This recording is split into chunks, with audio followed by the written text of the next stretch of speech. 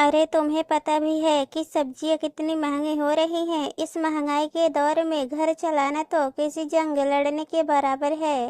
भला इंसान घर चलाए तो चलाए कैसे? अम्मा जी सोफे पर बैठी बैठी बोली। अम्मा टीवी देखते देखते अचानक तुम एक क्या बातें लेकर बैठ गई। अब महंगाई है तो है, क्या कर सकते हैं। हर इंसान अपनी तरफ से तो पूरी कोशिश कर ही रहा है। बेटे सागर ने कहा। अरे बेटा, कोशिश भी कुछ लोग ही करते हैं। अब जिन्हें मुफ्त की रोटी खाने की आदत हो जाती है वो लोग कहाँ कोशिश करते हैं। बैठे बैठे 56 भोग जो मिल रहा है। अम्मा ने कहा। अब अम्मा जी बैठे बिठाए ही सब कुछ मिल जाएगा तो कौन मेहनत करेगा। कोल्हू के बैल की तरह पिसने के लिए लोग बैठे तो हैं, तो भला क्या टेंशन लेना। जेठानी महिमा ने कहा। ये सुनकर खाना खाती हुई तन्वी के हाथ वहीं रुक गए। जानती थी कि ये ताने उसी के लिए हैं। उसने अपनी थाली में देखा। थाली में तो रूखी सूखी रोटी और अचार रखा हुआ था।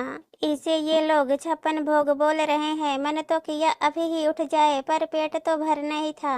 आखिर वो गर्भवती थी, उसे भूख भी लग रही थी। ऊपर से घर का कितना काम होता था जो उसे ही करना पड़ता था। उसके बाद जाकर ये रूखी सूखी रोटी उसे नसीब होती थी।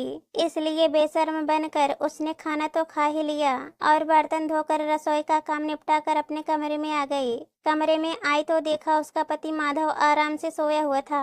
ये देखकर मन में एक हुक से उठी। इस शख्स से शादी करने के लिए 1 साल पहले वो इतना मरी जा रही थी। इसकी खूबसूरती और बातों में आकर सच में अपने पैरों पर उसने खुद ही कुल्हाड़ी मार ली। तन्वी के पिता नहीं थे, माँ ने ही नौकरी कर पाल पोस कर बड़ा किया था।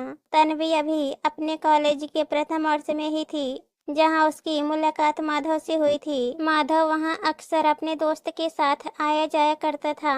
कई बार तो वो कॉलेज से निकल रही होती थी तो वो कॉलेज के बाहर ही खड़ा मिलता था। तब एक दिन माधव ने ही आगे होकर तन्वी को प्रपोज किया था।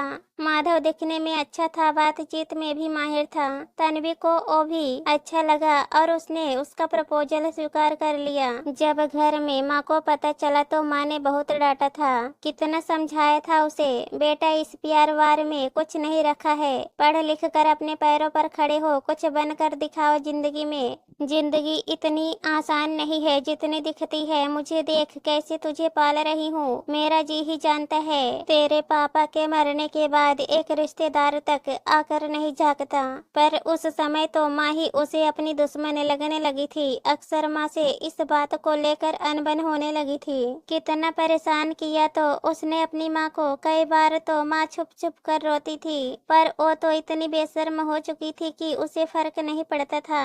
बेचारी नौकरी भी करती थी, घर भी संभालती थी, ऊपर से अब बेटे की ऐसी हरकतें। कई दिनों तक तो वो बीमार भी रही थी, फिर भी एक रात माँ को सोता हुआ छोड़कर वो माधव के साथ घर से भाग गई, बिना अपने भविष्य की चिंता किए। ये जाने बिना कि माधव का माता भी है या नहीं, उसकी जिम्मेदारी उठा सकता है या नहीं, उसके परिवार वाले उसे अपनाएंगे या नहीं। बस वो माधव के साथ शादी करके आ गई। यहाँ आकर पता चला कि माधव की तो अपने घर में कोई खास इज्जत होती नहीं थी। वो कमाता धमाता भी नहीं था, बस आवारागर्दी करते फिरता था। इसलिए उसकी शादी भी नहीं हो रही थी। पर क्योंकि घर अम्मा के नाम पर था, इसलिए अपने बेटे के कारण उन्होंने तन्वी को अपने घर में रख लिया। पर जब बेटे की ही इज्जत नहीं थी तो बहू की इज्जत कहाँ से होती। घर जेठ की कमाई और अम्मा की पेंशन से चलता था। जेठानी भी ज्यादा कुछ बोली नहीं, क्योंकि उसे तो मुफ्त की नौकरानी मिल चुकी थी। उसे तो अब आराम था। अब घर के अधिकतर काम उसने तन्वी पर डाल दिए थे। शुरू शुरू में तो कई बार वो माधव को प्यार से समझाती थी, देखो हमें अपनी गृहस्थी बसानी है, आखिर अम्मा और भैया कब तक हमारी जिम्मेदारी उठाएंगे, इसलिए तुम थोड़ा कमाने पर ध्यान दो। पर माधव एक कान से सुनकर दूसरे कान से निकाल देता। लेकिन अब तन्वी को पता चल रहा था कि माधव को कमाने में कभी इंटरेस्ट रहा ही नहीं था। उसे तो बस इधर उधर घूमना, आवारागर्दी करना ही पसंद था। इसलिए खुद ही उसने अपना माथा पकड़ लिया। पर अब क्या कर सकती थी, अब वो गर्भवती हो चुकी थी। आखिर ससुराल वाले भी कब तक खर्चा उठाए, इसलिए आए दिन ताने सुनने को मिलते थे। सुन सुन कर तन्वी काटा हुए जा रही थी, पर माधव को कोई फर्क नहीं पड़ रहा था। वक्त यूं ही बीत रहा था। तन्वी जल्द ही एक बेटे की माँ भी बन गई। पर फिर भी माधव के स्वभाव में कोई बदलाव नहीं आया। बेटे के होने के 10 दिन बाद ही जेठानी ने उसे घर के कामों में लगा दिया था। अब तन्वी की बेटी भी 5 महीने की हो चुकी थी, लेकिन आए दिन घर में हंगामे होने लगे थे, क्योंकि जेठानी और अम्मा कभी उसकी बेटी को दूध को लेकर तो कभी किसी सामान को लेकर कुछ न कुछ कह देती थी, जो तन्वी से बर्दाश्त नहीं होता था। आखिर बात उसकी बेटी की थी तो अब वो पलट कर जवाब दे देती थी। पर आज बेटे को टीका लगना था, उसी बात को लेकर के हंगामा हुआ था। अम्मा जी का कहना था, कहाँ इसे टीका लगवाने जा रही है, फिर दिन भर रोती रहेगी और तुझे काम नहीं करने देगी, इसका क्या है, ये तो पल जाएगी। लेकिन घर का काम ज्यादा जरूरी है। पर तन्वी उसके बावजूद भी अपनी बेटी को टीका लगवाने चली गई। बस जब से वो वापस आई है हंगामा होना शुरू हो गया। अब घर का काम कौन करेगा, इसकी माँ आकर करेगी। कहा था इसे टीका मत लगवाना, लेकिन नहीं, महिमा फूट रही है इसके लिए। अम्मा जी, ये मेरी बेटी है, आखिर इसकी सेहत का सवाल है। तन्वी ने कहा, हाँ तो अब घर का काम कौन करेगा, मुझे नहीं पता। ये रोए धोए चाहे कुछ भी हो, मुझे उससे कोई लेना देना नहीं, घर का काम तुम्हें ही करना है। जेठानी ने कहा, क्यों, आप भी तो इस घर की बहू हो, आप भी तो घर का काम कर सकती हो। तन्वी ने कहा, अच्छा इतनी जबान चलने लगी है अब तुम्हारी, मैं घर की बहू हूँ, मुझे भी काम करना पड़ेगा। बोलने से पहले एक बार सोचती तो सही कि मेरा पति अकेला ही घर में खर्च करता है, तेरा पति क्यों नहीं करता। मुफ्त की रोटी खाने की आदत पड़ गई है तुम लोगों को।